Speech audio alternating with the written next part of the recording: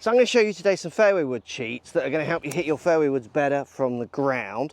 You're also going to understand today why you might struggle from the ground but are okay from the tee. The last tip's going to be super eye-opening. If you like the information in today's video, make sure you hit that subscribe button down there. It really helps the channel out. Get loads more free videos. Also, today's question is, what is the loft of your fairway wood? So in my bag I have a 15 degree is my lowest fairway wood. What's the loft of your lowest fairway wood? In the comments down below.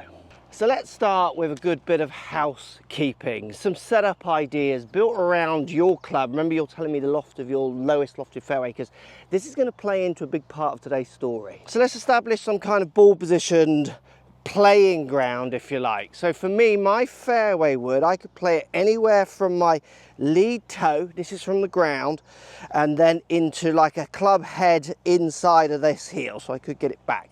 And that's going to change shape and launch. Now, what I see from lots of amateurs is they push the ball position a long way forward with the fairway wood. Now, if the ball position is pushed so far forward, you get a couple of things can happen. One, you get big reaches to try and hit it, which make people career down and smash it into the ground. It doesn't work. And some, they stay back and they bottom out early and come up on the way up, hitting the ball, which you can't do when it's on the ground, which for lots of people is surprising. A fairway wood played well, you are actually hitting it on the way down when it's on the ground. So pushing that ball forward, which is the default for lots of golfers, causes slices, lows, highs, all manner of horrible shots. And what it really does is it does definitely make that path want to move a long way left, which is where the big curvatures can come in, which is where you're then hemorrhaging distance. So here's what I want you to do with ball position. I want you to make sure that you're playing it from just inside heel, lead heel. So anywhere in this kind of region here. The reason being, if you put the ball back in this position and hit shots and feel like your fairway wood is simply not going to get in the air, then you don't have enough loft. The loft is too low, and that loft is what's making you push that ball way forward, which is causing the other bad shots. So you're going to have to look at making sure your loft goes up. Second point, with the ball position just inside that lead heel, what I also see with people with fairway woods is massive stretches. So they like to really get their arms out this way, often maybe even stood up. So as the club gets longer, it's so common driver as well, people start stretching out for it this way. This makes it so hard for you to connect the ball. Really good ideas for posture and where your arm should be with the fairway wood. Basically, you want to try and get the top of your lead thumb, so my gloved thumb, under my chin. So I could simply set myself up to an imaginary ball position good, drop this down, that just went past my kind of middle of my thumb, and that's going to be where my hands need to lay as they sit in my posture position. So you're not directly under your shoulders like your iron, they're slightly out, but not out here. This is so common. Long club, people like to get far away reach. This is where those horrible tops and complete mishits come in. And then the last little setup tidy, common pattern of movement with a fairway wood, too narrow a stance, big sway off the ball and either a big sway on and the ball just drills along the ground, big sway off the ball, stay there, try and hit off the back foot, horrible slices. We want a good width for stance, make sure you're getting the insides of your 2 feet around the same width for the outside of your pelvis. It's going to give you a great opportunity to actually get some stability in that backswing to make sure the downswing starts to function. Now let's go to the studio. Got OptiMotion on to show you some other ideas that definitely are going to surprise you when it comes to hitting this club as good as you can. Boom. So let's explain a little bit why you might be able to hit these clubs better from the tee and not so good from the ground, which is why you're at this video and why you want to get better, because it can really help. I'm going to hit one from the ground, and I'm going to show you one now from the tee as well. And on my OptiMotion software, let's show you the difference. So on the left is the shot from the ground, on the right is the shot from the tee with my fairway wood. Now, if we come down into impact with both of these shots, what we're going to notice is a difference in the way I try to attack these balls, being the fundamental difference of how I'm trying to hit the ball, one which is on the ground, so ball literally lying on the floor, compared to one where the ball's on a tee and I might want to hit up at it a bit more. And we're going to look at shoulder sway, this number here. So I'm 1.2 towards target swayed with the one on the ground. The one on the tee, I'm 0 swayed. I'm 0.2 of an inch swayed towards target. Basically, when the ball is on the tee, If you're good at backing up and getting up that ball, you might not be very good at the one on the ground if you don't make the physical change that I'm making there. If I try to hit this one where I back up, get back to my start position, so zero sway with my shoulders, I'm probably going to bottom out a bit early, going to come up the ball, top it, fin it, hit it horribly. So you hit it from the tee, great, even a low tee, and then you struggle from the ground. And you just think, well, why this same club should be the same action? It isn't. It's subtle, but it's very different. 2 inches almost in difference in my positioning of my body as I hit the ball towards a target or not. Now, if you're someone who hits it great from the ground, so you get across through it and you hit down at it and you get it up the face and you get great shots with the free from the ground, A, you probably shouldn't be on this video, and B, you might be then working out why you can't hit it from the tee. Because it is different, and that's the problem. People think from tee to fairway, it isn't different. It's one swing for all shots. Unfortunately for golf, there are many swings for many different situations.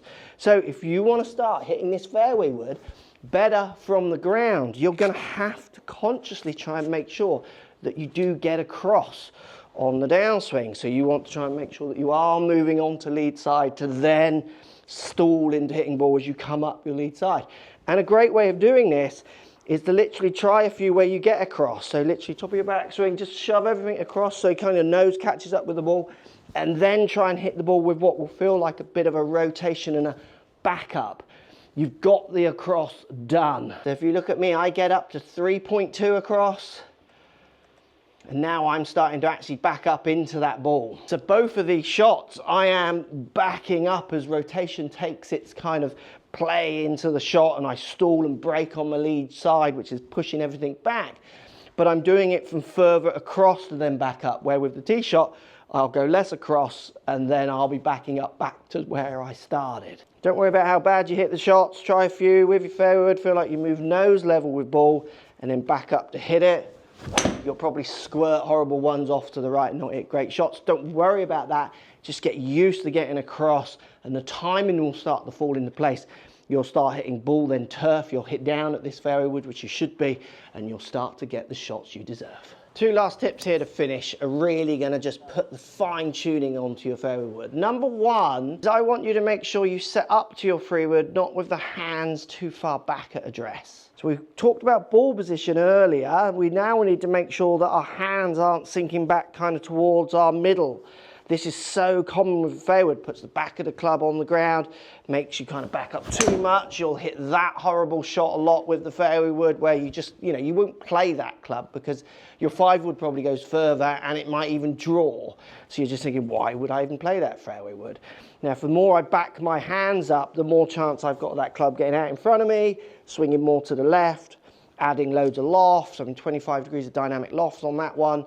And you get your big high cuts, weak shots. So this is where you need to start trying to set up when you get your grip established with your hands up level with the face a bit more. Almost feel like you're kind of leaning the club forward, so you are going to get the back of that club into the ball. So many people will kind of more this way, hands back as they put their fairway wood on, because they just want to see loft. They're scared of not getting this club up in the air.